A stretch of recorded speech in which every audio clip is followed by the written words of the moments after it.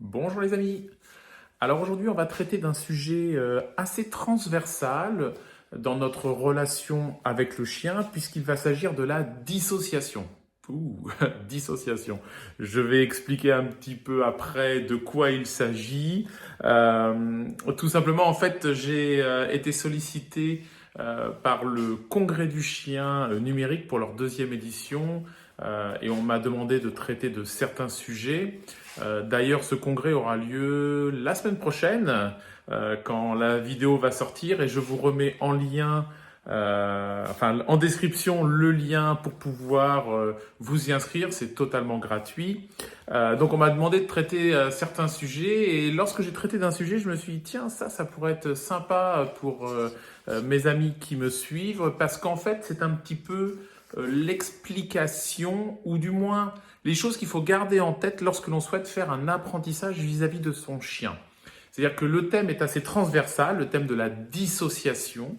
Il sera transversal dans la mesure où on va englober différents paramètres pour venir expliquer pourquoi et ensuite comment agir avec son chien. Et surtout, il est transversal parce qu'il touche tous les domaines de sa relation avec son chien, que ce soit en tant que particulier dans la vie de tous les jours, que ce soit lorsque on fait de l'éducation classique à un animal, des apprentissages tout simples comme une marche au pied, des choses comme ça, ou alors parce qu'on a un but de compétition. Et c'est surtout sur ce point-là c'est surtout dans ce domaine-là que le sujet dont on va traiter sera intéressant, tout simplement parce que dans beaucoup de disciplines, dans beaucoup de compétitions, on demande au conducteur, donc celui qui drive le chien, le maître du chien, de ne pas bouger, mais seulement commander de la voix. C'est en cela qu'intervient la dissociation, c'est-à-dire le fait de scinder en deux la voix d'un côté et le mouvement de l'autre.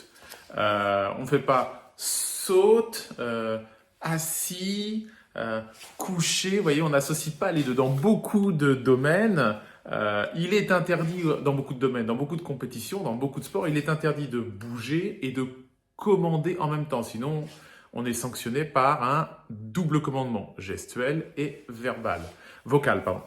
Et du coup, lorsque l'on, donc c'est par cette c'est par cette entrée que moi j'en suis venu à me poser des questions lorsque j'ai souhaité apprendre à mon chien à réaliser des exercices, et que des fois je me suis aperçu il comprend pas forcément ce que je dis, mais par contre, en fonction de certains mouvements que j'ai, je vois bien qu'il réagit. Et des fois, mes mouvements l'amènent à faire quelque chose que ma voix pourtant disait autre chose. Et donc voilà, c'est le thème du jour que je vous propose, la dissociation entre la voix et le mouvement. À mon sens, c'est un concept à garder dans sa tête qui est très important, tout simplement parce qu'en fait, lorsque l'on veut faire un apprentissage d'un exercice à son chien, il va falloir communiquer avec lui. On va être en relation avec lui. Et qui dit apprentissage dit qu'il va falloir lui expliquer ce que l'on attend de lui. Dans ce qui va suivre, les mots seront assez simples dans ce que je vais dire. Tout simplement parce que je me suis aperçu qu'il fallait pas forcément sortir toute sa science, euh, qu'en fait c'est bien souvent lorsque l'on utilise des mots simples que l'on se dit bah oui en fait c'est logique en fait, pourquoi n'y ai-je pas pensé? Ou des fois on le fait naturellement et on ne sait pas pourquoi. Et c'est vrai que moi-même, dans mes débuts avec l'entraînement pour la compétition, je dis ça il y a déjà une vingtaine d'années, en fait on se met à faire des choses, on ne sait pas trop, on les fait un petit peu de manière inconsciente, on réfléchit pas trop, ou alors on voit les autres faire, on reproduit, et puis on est dans cette relation avec son animal, on le fait pas trop. Mais c'est vrai que c'est lorsque j'ai dû être à l'étranger pour expliquer lors de workshops, lors de séminaires, en fait, pourquoi il faut faire comme ci, comment il faut le faire, que je me suis aperçu, et notamment parce que c'était dans une autre langue que je maîtrisais pas trop, que j'ai dû me concentrer sur le fait d'être, ok, je ressens ce que j'ai à faire, il faut que je comprenne pourquoi, et ensuite il faut que je sois en mesure de l'expliquer. Et en plus, j'avais pas forcément beaucoup de vocabulaire, donc je me suis mis avec des mots simples et des explications simples à essayer de donner un sens à une pratique à des personnes dont bien souvent en plus le domaine n'était pas du tout familier. Et aujourd'hui, encore plus qu'hier, vous me suivez sur les réseaux et d'ailleurs j'en suis honoré. Avec ma fille Victoire, je me suis aperçu que comme je suis avec une enfant, là elle a que 11 ans et en plus quand on a commencé elle avait même pas 11 ans, donc elle avait vraiment à peine 10 ans quand on a commencé ensemble à dresser des chiens. Je me suis aperçu que je ne pouvais pas parler comme un adulte et donc il fallait que je trouve un vocabulaire simple, des constructions logiques simples pour arriver à donner sens à une pratique avec son chien. Et donc, c'est pour ça que finalement, je préfère conserver cette façon de communiquer avec vous, les amis, parce que déjà, c'est pas parce que les mots que je vais utiliser sont simples que c'est forcément facile à mettre en place. Ce n'est pas parce que des fois, certaines choses, lorsqu'elles sont dites, on se dit, ah bah oui, ouais, c'est logique. C'est pas parce que une fois qu'on vous l'a dit, c'est logique, que l'on y avait forcément pensé avant. Et puis des fois, des petites choses simples, on les garde plus facilement en tête pour pouvoir les appliquer plus tard. Et donc le thème du jour, c'est la dissociation voix-mouvement, parce que l'on a à apprendre au chien un exercice et que dans bien des disciplines, dans bien souvent dans les disciplines, on ne doit pas bouger lorsque l'on commande. Et donc il faut que le chien, pas seulement entende, mais écoute ce que l'on dit et applique la commande. Alors, comment lui expliquer alors que il a 4 pattes et nous on en a 2, mais surtout au-delà du nombre de membres qui touchent le sol, c'est surtout la façon dont on apprend qui est différente. Déjà, vous le voyez, je suis en train de vous parler avec des mots. Nous avons donc un langage, nous humains, nous avons un langage verbal complexe qui fait sens. C'est-à-dire que, et je l'espère lorsque je m'adresse à vous, et là j'essaye de vous diffuser une information, de vous communiquer quelque chose, vous voyez. Bien entendu, les gestes sont un petit peu là pour rendre vivant cette vidéo, rendre vivante cette vidéo, mais en fait, si je reste immobile et que je continue à vous parler, vous me comprenez parfaitement. C'est comme ça que l'humain, d'une façon générale, apprend quelque chose. On reçoit un savoir issu d'un langage complexe, verbal ou écrit. Notre cerveau traite ces informations et on arrive à se projeter avec cela, plus bien entendu l'expérience. Là où en fait le chien, lui, va plutôt apprendre avec l'expérience. C'est en cela que déjà les activités d'éducation et de dressage, ça ne peut pas être de la théorie, mais ça peut être que de la pratique. Lorsque l'on vient à la phase d'exécution, c'est-à-dire que lorsque l'on veut vraiment apprendre à son chien, on est obligé d'être dans la pratique parce que le chien, il n'y a que l'expérience qui va lui faire apprendre quelque chose. Il n'est pas là en train d'écouter et il ne va pas hocher de la tête en lui disant c'est bon, j'ai tout compris l'exercice, hein. J'ai lu le règlement de ring de mondiaux, les gars, j'ai tout compris, c'est fastoche, j'écoute ce que mon maître dit, je l'applique, c'est nickel. C'est pas du tout comme ça que ça fonctionne. Et donc, ça, c'est la façon d'apprendre des choses dans la vie. Et bien entendu, lorsque l'on va dans certaines notions, apprendre des exercices. Le truc, c'est qu'en plus, du coup, le langage pour communiquer entre les membres du groupe est totalement différent. Le chien, c'est à la fois un langage olfactif et issu de mouvements corporels. Là où nous, humains, il est principalement basé aussi sur un langage verbal, un petit peu de gestuel, parce que notre doigt permet de pointer des directions. Ça amène, on va dire, une dimension supplémentaire aux explications verbales, mais c'est principalement lorsque vous êtes en famille, lorsque vous êtes dans votre entreprise, lorsque vous êtes, je sais pas moi, en relation commerciale avec des personnes. Bien souvent, nous sommes en train de parler ou écrire, mais donc ça veut dire que nous sommes avec des mots. Des mots qui s'additionnent pour faire une phrase, et ce sont ces phrases-là qui donnent un sens à notre propos.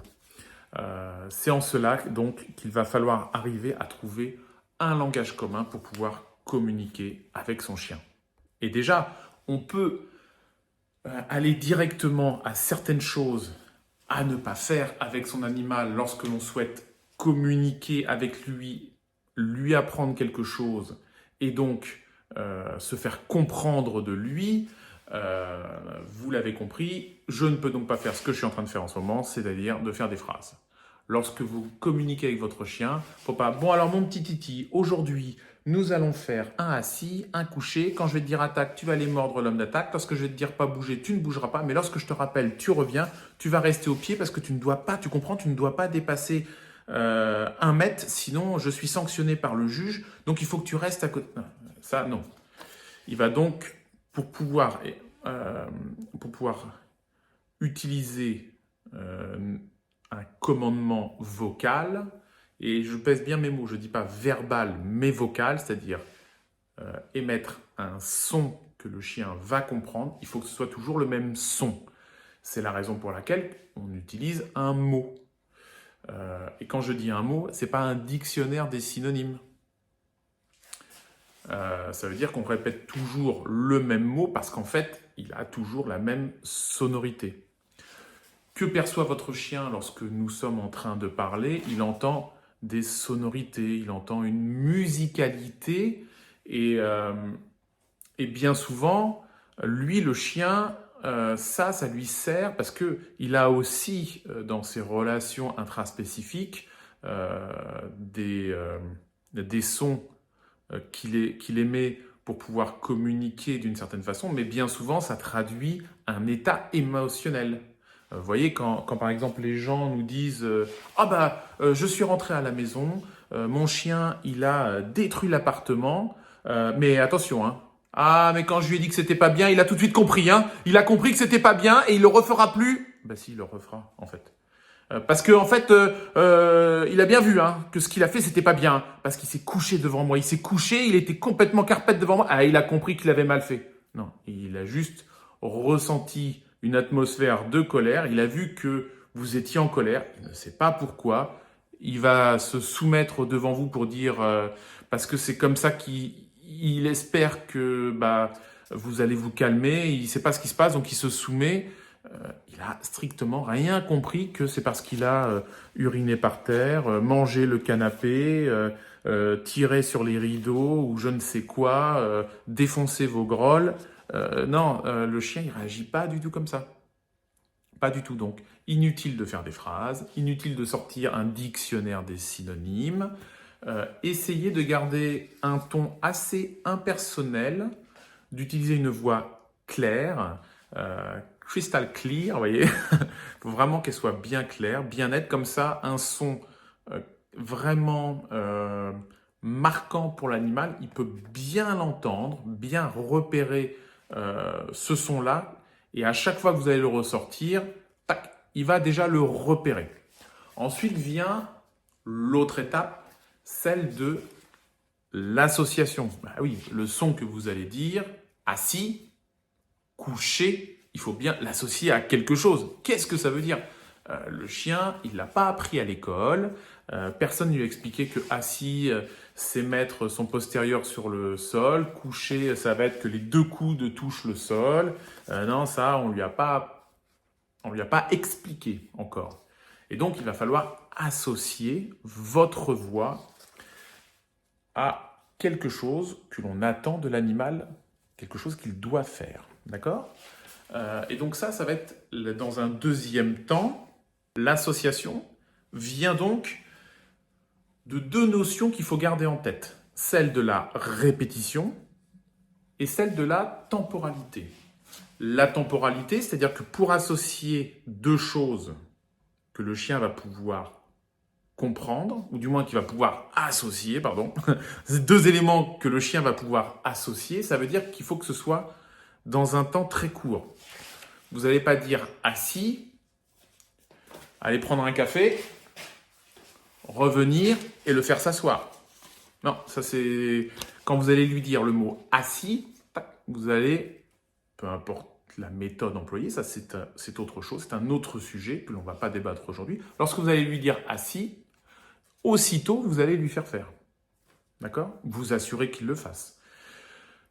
Cette temporalité. Ensuite vient la répétition. Si vous le faites une fois tous les 36 du mois ou tous les 29 février, vous voyez, eh bien, cet événement, cette association, cet événement ne revenant pas suffisamment de manière récurrente, c'est pas assez fréquent, bah, il l'a déjà oublié, lui. Il y a eu d'autres expériences qui sont passées dans sa vie et qui lui font oublier. Donc, il faut ces deux notions-là, la répétition et la temporalité. Comme ça, vous associez deux notions, votre langage verbal, votre commande vocale, pardon, ouh là là, pas bien, pas bien, votre commande vocale avec la chose à effectuer et vous le répétez suffisamment. Qu'est-ce que ça veut dire répéter beaucoup? Enfin, répéter beaucoup, pas forcément beaucoup, mais qu'est-ce que ça veut dire répéter suffisamment? Eh bien, ça veut dire plusieurs fois par jour. Ça ne veut pas dire pendant 1 heure on lui bourre le crâne, ça ne veut pas du tout dire ça. D'ailleurs, attendez, bougez pas. Totale improvisation, vous me connaissez.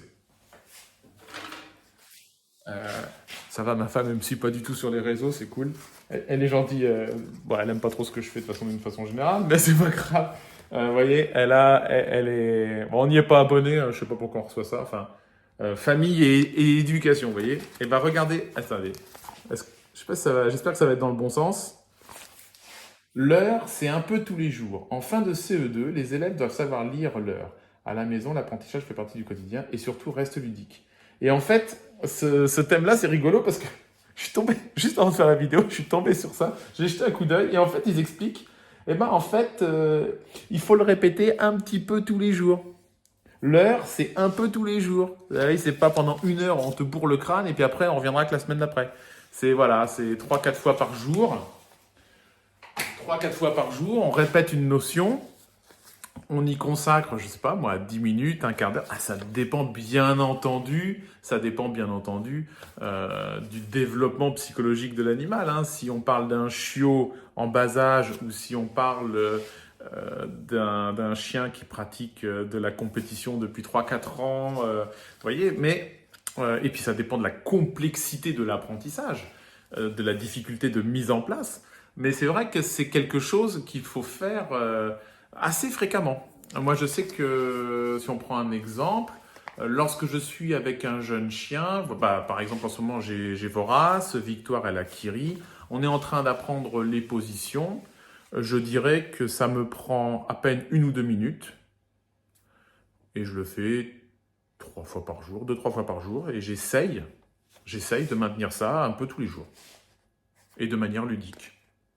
Et je vois que les automatismes, vous voyez par exemple le fameux debout, je vois que maintenant à debout, il a ce mouvement de soulever son bassin de manière purement réflexe automatique, quasiment un conditionnement pur. Debout, hop, il a vraiment pris ce pli-là, ça m'a pris 3-4 jours. Voilà. Sachant qu'en plus c'était dans un mix avec des assis, des couchés. Mais c'est devenu un réflexe.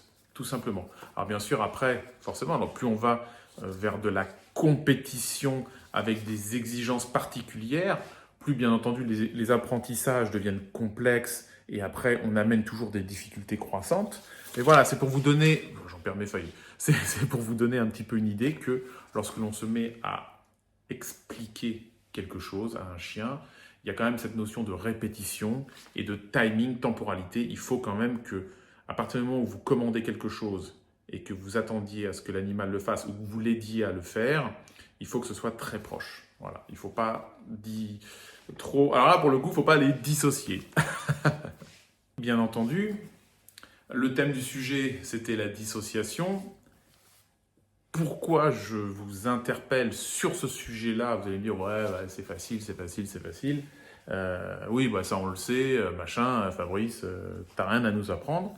Non, j'ai rien à vous apprendre, c'est sûr, mais je suis peut-être là pour vous faire penser à quelque chose, c'est que bien souvent, et je me permets de le dire parce que c'est ce que je vois très très très très souvent, euh, vous oubliez que lorsque vous parlez, vous faites des gestes. Parce que, bah, vous voyez, je parle devant la caméra, là, et je bouge en même temps. Mais c'est là où c'est important d'arriver à dissocier les deux, c'est que vous, votre chien, vous ne vous en rendez pas compte, mais c'est comme là la caméra qui me filme. Il voit tous les mouvements. Qu'est-ce qui vous dit que votre animal n'a pas associé votre mouvement avec l'action à accomplir? Vous voyez où je veux en venir? C'est que vous, humain, vous voulez lui faire comprendre que si je dis assis, il doit s'asseoir. Mais peut-être que lui, chien, il a vu que vous faisiez un mouvement de tête ou un mouvement avec votre main. Vous voyez, on voit souvent les, les gens qui ont un chien qui disent « Ah, mon chien, il est au pupille, hein, assis, hein, assis ».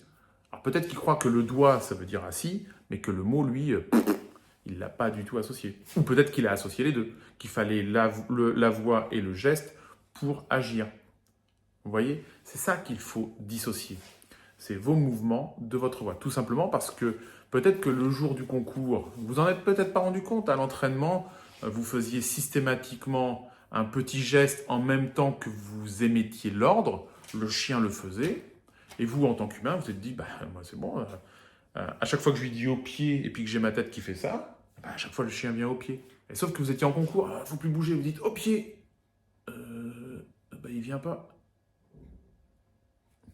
Ah non, pourquoi? Parce que votre chien, il a toujours compris que c'est votre mouvement de haut de corps, c'est votre mouvement de buste qui signifiait le haut pied. Et pas le commandement en étant immobile. Dissociez bien les choses. Voilà, c'est ça le fond du sujet aujourd'hui, c'est dissocier les deux pour vous assurer que le chien entende bien le mot que vous émettiez et ne repère pas vos gestes. Et ça va même au-delà. Lorsque je dis dissocier, en fait, votre commandement d'autres paramètres, d'autres choses. Je peux déjà vous en citer un qui est très ancré dans l'animal parce qu'il y a cette notion de, alors, on va dire de territorialité. On sait que c'est un animal territorial, mais en fait, l'emplacement a une énorme importance. La zone de travail a une énorme importance. La zone où est le chien, bien souvent on ne se rend pas compte, mais le chien associe la zone avec ce qui se passe. L'association chez le chien, c'est pas juste un élément avec un autre. C'est pas juste deux éléments comme ça. Moi j'appelle ça un peu une association multisensorielle, multifactorielle, mais bien sûr qu'il y a plusieurs facteurs, mais surtout sensorielle. C'est-à-dire que le chien, lorsque vous allez vous adresser à lui, il n'y a pas que votre voix et vos mouvements. Ça ne fait pas appel qu'à l'ouïe et à la vue. Il y a bien entendu l'odorat, il y a d'autres choses, des fois moins palpables pour nous, et il y a, comment dire, excusez-moi, j'ai le coucou qui a pas l'air d'accord. Je sais pas pourquoi il se met à faire coucou quand je parle. Il m'a coupé la parole et du coup je t'ai braqué sur le coucou et dans ma tête ça fait coucou aussi. Bref, vous voyez, il y a différents facteurs et celui de l'emplacement est très important. Et c'est pour ça que dès que vous commencez à faire de l'apprentissage, il y a une notion à appliquer très rapidement, c'est celle de transposer. C'est-à-dire que lorsque vous faites un apprentissage avec votre animal, on revient à un exercice classique de position, par exemple. Les positions, l'animal, lorsque vous lui dites assis, vous lui faites faire, d'accord, en évitant un maximum de mouvements. Là, rien qu'en disant ça, j'imagine déjà, je vois beaucoup de gens, lorsqu'ils disent coucher, ils se penchent parce qu'avec leur laisse ou avec une croquette dans la main, ils essaient de faire coucher le chien. Et en fait, le chien, il a compris que quelqu'un qui se penche, ça veut dire coucher. Et si vous restez droit comme un i, vous regardez dans le ciel, enfin, vous regardez dans le ciel, vous regardez l'horizon et vous dites coucher, les 3 quarts des chiens ne se couchent pas en fait. Ça veut dire qu'ils n'ont pas compris ce que voulait dire le mot. Mais au-delà de ça, il y a aussi transposer, donc déplacer dans différents lieux. Parce que c'est pas parce que le chien le fait là où vous vous entraînez, votre terrain d'éducation, terrain de dressage, dans votre jardin ou dans votre salon quand vous faites de l'éducation classique, lorsque vous voulez lui apprendre à aller à sa place, des choses comme ça. C'est pas parce que à cet endroit-là, il applique les consignes qu'il va les appliquer dès qu'il va sortir de cet endroit-là. Parce que le chien, il a aussi ses associations à lui. Et lorsque vous changez d'environnement, pour le chien, ça veut dire autre chose. C'est la raison pour laquelle transposer est très important. Alors peut-être pas au tout début de l'apprentissage, parce qu'il faut quand même rester sur... lorsque l'on commence à créer cette association dans l'apprentissage, il faut quand même revenir sur une répétition où tous les paramètres sont un petit peu identiques. Et ensuite, on varie certes juste 1 ou 2 paramètres. Alors donc, des fois aussi, certains nous échappent. Mais pour être très clair, si vous avez commencé dans une pièce à travailler vos positions, au bout de 2-3 jours, vous reprenez là où vous en êtes à un autre endroit et vous refaites la même chose. Comme ça, le chien ne se dit pas « Ah, c'est lorsque je suis ici que je fais des positions. Ah non, tiens, on peut les faire là. Ah bah, on peut les faire là aussi. Ah bah en fait, quand j'entends ces mots-là, il faut toujours que je fasse mes positions. » Parce que vous avez transposé. C'est pas forcément que le lieu, ça peut être aussi des distractions. Au début, on se met plutôt dans un environnement feutré pour démarrer les apprentissages, pour avoir un maximum de concentration du chien vers vous. Mais ensuite, on peut avoir d'autres personnes présentes autour de nous. Ça amène de la distraction. Le chien, comme ça, le chien se dit « Ah, mais même s'il y a d'autres personnes, même s'il y a d'autres centres d'intérêt, ah non, je dois faire ce que j'ai à faire. » Parce qu'on a cette association qui est toujours identique et que l'on transpose en différents lieux, que l'on transpose dans différentes situations, par exemple la présence d'autres personnes, ou si vous êtes en ville, ça va être des voitures, des choses comme ça. Et c'est ça qui crée un réel apprentissage de l'animal. Parce que votre association, elle s'est vraiment faite sur un facteur qui est votre voix. Également, très rapidement, il faut retirer du coup les gestes. C'est ça qui est le plus difficile, mais qui est hyper important. Soit vous avez quelqu'un qui vous scrute du regard et qui vous analyse en permanence et dit « Ah, là t'as bougé, là t'as bougé, là t'as bougé ». Soit vous vous filmez, soit, soit je sais pas, vous mettez des miroirs partout dans votre pièce d'entraînement. Mais c'est hyper important. C'est hyper important si vous êtes compétiteur parce que bon nombre de chiens n'ont pas de saut, n'ont pas... ouais, les sauts souvent. Les sauts, très souvent, il y a des chiens qui ne sautent pas. Pourquoi? Parce que vous avez mis transposition de lieu, un maître qui se met à ne plus bouger, ça y est. Parce que vous n'avez pas fait un apprentissage basé sur la dissociation de votre voix avec les mouvements. J'aurais dû dire en fait dissociation voix de mouvement plus autre facteur. Et bien ça y est, le chien, tous les paramètres ne sont plus là. Donc en fait, votre chien avait compris une situation. Il n'avait pas appris le mot et sa signification. Votre ordre vocal, le chien ne le connaissait pas. Il connaissait une situation où il y avait votre ordre vocal. C'est pour ça que beaucoup de personnes en compétition sont surprises de voir leur chien ne pas exécuter un ordre. C'est pour ça que beaucoup de personnes qui font de l'éducation en club ou chez un pro, lorsqu'ils se retrouvent chez eux avec l'animal ou en ville ou dans d'autres situations, ils disent « Ah, je comprends pas. Ah bah au club, ça marche bien. Hein. Ah bah avec l'éducateur, ça marche bien. Ah bah il est plus là. Ah, ça marche plus. » Voilà, vous avez l'explication, parce qu'il n'y a pas eu cette dissociation. Autre petite dissociation également à effectuer, c'est plus à titre d'exemple. je rebondis là-dessus. Les membres des experts l'ont vu. J'ai des amis australiens qui m'avaient envoyé une vidéo sur leur apprentissage de leur garde d'objets, par exemple. Et vous savez, dans beaucoup de pays, ils utilisent des touchpads. C'est des choses un petit peu bombées, volumineuses, et le chien ils apprennent au chien à aller dessus. Ils l'utilisent pour des mises en place de sauts, des choses comme ça. Et je les vois faire la garde d'objet. Elle pose son petit touchpad, la chienne elle est dessus, et l'homme d'attaque fait ses passages, le chien retourne vers le touchpad.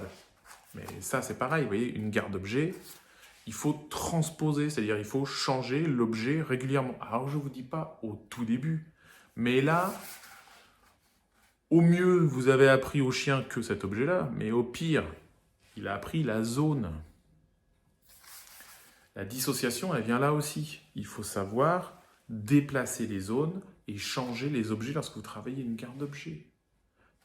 Vous allez me dire, ouais, c'est simple. Oui, c'est simple. Mais je commence à avoir suffisamment d'expérience pour voir beaucoup de problèmes qui sont similaires en compétition, en éducation. C'est cette phase de dissociation qui n'est pas faite. J'ai on va dire un leitmotiv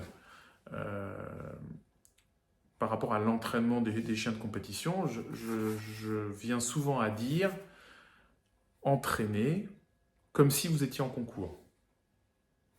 Comme si vous étiez en concours, ça ne veut pas dire d'appliquer la réglementation de concours, mais ça veut dire de communiquer à votre chien avec le langage, avec la langue du concours. En concours, on est immobile et on parle avec la voix, un ordre, pas plus. On n'émet pas d'autres sons que la voix. On ne lui dit pas c'est bien mon kiki pendant l'exercice. Allez, allez, tac, tac, le saut, le saut, le saut. Vas-y, vas-y, vas-y. On n'encourage pas son chien pendant l'exercice. On ne fait aucun mouvement. Gardez ça en tête lorsque vous entraînez votre animal.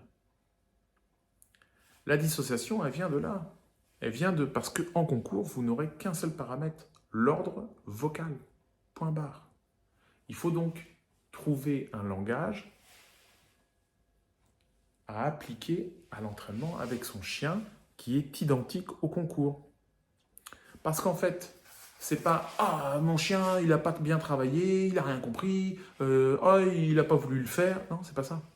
C'est qu'en fait, comme vous faites des gestes au pied, couché, saute, comme vous faites tout le temps des gestes, le chien, le jour où vous êtes immobile, au pied, assis, saute, le chien il s'est dit « Waouh, qu'est-ce qu'il me dit aujourd'hui? Je comprends rien du tout. D'habitude, je comprends ce qu'il me dit. »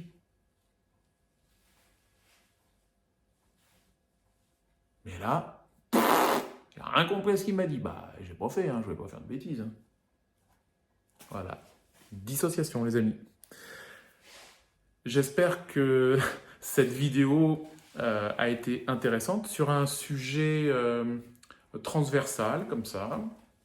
S'il y a un intérêt certain ou un certain intérêt, ça dépend dans quel sens on veut le mettre, pour vous d'entendre ce genre de mécanisme, en fait. J'essaye d'imbriquer différentes choses lorsque je survole, lorsque j'essaye d'expliquer une notion transversale, j'essaye d'imbriquer différentes choses issues de l'expérience, parce que maintenant je commence à avoir un petit peu d'expérience, et pas que dans la compétition. Avec nos programmes de pension éducation, je commence à en voir des vertes et des pas mûres. Et d'ailleurs, c'est aussi pour ça que j'aime bien la pension éducation plus que les cours en eux-mêmes. C'est que j'ai pas l'interface avec l'humain. On est seul avec l'animal pour faire nos apprentissages. Donc c'est vrai que du coup, on n'a pas expliqué toutes ces choses-là que l'on disserte dans les vidéos. Parce que le temps que je passe à expliquer tout ça, que les gens le comprennent, le mettent en application, bon, on passe déjà au cours suivant en fait. C'est interminable. Et puis surtout, rappelez-vous ce que j'ai dit en début, il y a deux notions, la temporalité et le fait de répéter. Ouais, c'est répéter souvent. C'est souvent là où le bas blesse. C'est que les gens, bon, ok, bon, j'ai fait mon heure d'éducation cette semaine, bon, maintenant, j'y touche plus, on reverra ça la semaine prochaine à la prochaine heure d'éducation. Mais c'est pas comme ça que ça marche en apprentissage, hein. Donc voilà, si vous avez un intérêt certain pour ce genre de notions transversales, ce sera avec plaisir que je réfléchirai à d'autres.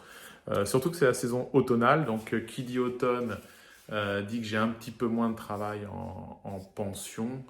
Donc ça me laisse plus le temps pour réfléchir un petit peu à comment aborder certaines notions qui peuvent trouver, c'est pas forcément de la théorie, mais c'est une compréhension pour pouvoir ensuite intervenir sur des cas concrets, que ce soit de l'éducation ou du dressage. Donc n'hésitez pas à me le dire en commentaire si vous voulez que je continue à faire ce genre de choses. Il y a un énorme sujet que je souhaiterais aborder parce que je vois beaucoup de choses soit mal faites, soit beaucoup d'incompréhension, de mauvaise utilisation ou tout simplement une mauvaise presse sur un matériel qui est le collier électro-éducatif. Ça, ça fait des fois un peu pitié, à la fois dans la pratique et aussi dans ce qui est dit sur cet outil qui n'est, comme tous les autres outils, qu'un outil. C'est l'utilisation qui fait tout. Ça, je pense que ce sera quelque chose que je réserverai aux membres du coin des experts. Ça risque d'être assez... J'ai à peu près tout en tête, mais ça va être assez long et dense et assez technique. Donc ça va me mettre peut-être encore un petit peu de temps avant que je puisse mettre ça, on va dire, en ordre pour que ce soit explicite. Mais sinon, s'il y avait d'autres sujets, ou tout simplement si vous me laissez faire, je vais essayer de continuer un petit peu à réfléchir sur des notions que l'on peut ensuite transposer, tiens, c'est le même terme, que l'on peut transposer dans notre quotidien en éducation et en dressage. Encore une fois, je vous remercie de votre écoute et de toute la bienveillance que vous nous témoignez à travers la chaîne. Et je vous dis à très bientôt les amis. Soyez bienveillants avec votre animal, ne l'oubliez pas, c'est important.